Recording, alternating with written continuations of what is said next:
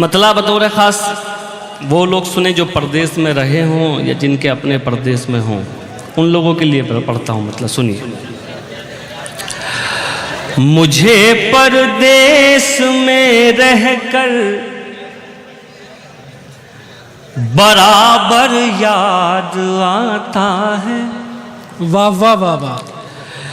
मुझे परदेश में रहकर बराबर याद आता है, बराबर याद आता है। मुझे परदेश में रहकर बराबर याद आता है।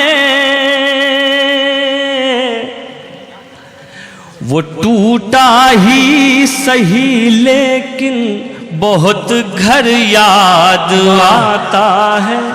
वो टूटा ही सही लेकिन बहुत घर याद आता है।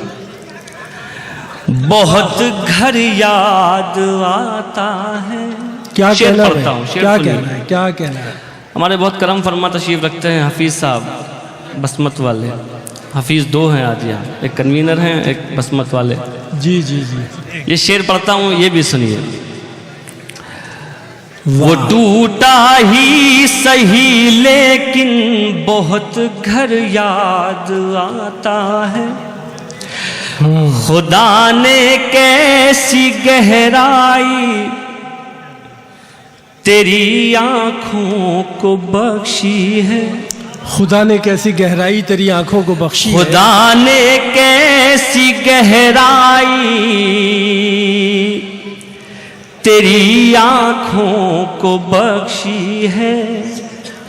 खुदा ने कैसी गहराई तेरी आंखों को बख्शी है। मैं इनको देखता हूँ तो समंदर याद आता है। वाह वाह वाह। मैं इनको देखता हूँ तो समंदर याद आता है। अब ये वो शेर जिसके लिए हुक्म हुआ, वो शेर आप तक पहुँचाता हूँ, ये भी सुनिए। जी भाई फरमाइए। करोड़ों हो के भी तुम लोग